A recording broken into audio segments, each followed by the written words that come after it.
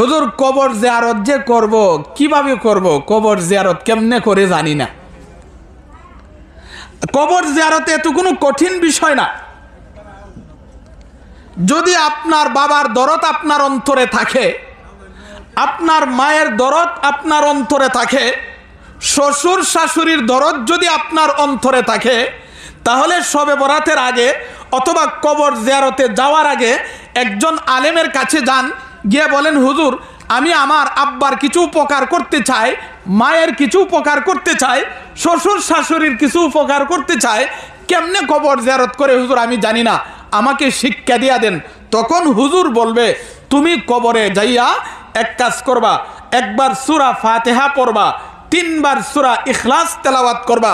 হাদিস শরীফে রাসূল করিম সাল্লাল্লাহু আলাইহি সাল্লাম বলেন, যদি একবার সূরা ইখলাস তেলাওয়াত করা হয়, 10 পারা কোরআন তেলাওয়াত করলে যেই পরিমাণ সওয়াব, সেই পরিমাণ সওয়াব কেউ যদি 3 বার সূরা ইখলাস তেলাওয়াত করে, 1 খতম কোরআন তেলাওয়াত করলে যেই সওয়াব, সেই সওয়াব তুমি কবরের পাশে দাঁড়িয়ে 3 বার সূরা ইখলাস তেলাওয়াত করবা, আল্লাহ 1 খতম কোরআনের সওয়াব দান করবে। সুবহানাল্লাহ। এরপরে আগে দরুদ শরীফ পড়েন, পরে দরুদ শরীফ পড়েন। হাদিস শরীফের মধ্যে উল্লেখ আছে, দোয়ার আগে পরে যদি দরুদ শরীফ পড়া হয়, দরুদ শরীফকে আল্লাহ কবুল করেন, দরুদ শরীফের সাথে আপনার দোয়াকেও আল্লাহ কবুল করবেন।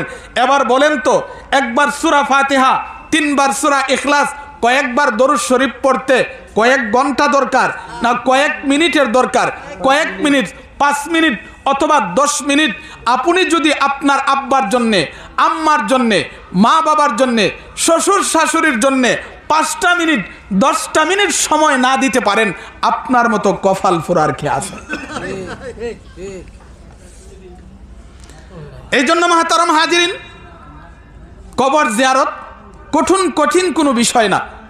এই জন্য এইভাবে সূরা তেলাওয়াত করে দরুদ শরীফ পড়ে হাত উঠায়া আল্লাহর কাছে বলেন, আল্লাহ যা তেলাওয়াত করলাম ভুল ত্রুটি হলে ক্ষমা করুন।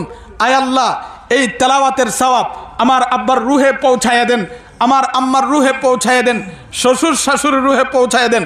আল্লাহ, দুনিয়ার শুরু থেকে নিয়ে এই পর্যন্ত যত মুসলমান নরনারী কবরে শুয়ে আছে, আল্লাহ সকলের রুহে পৌঁছায়া দেন। এই তো হলো কবর জিয়ারত।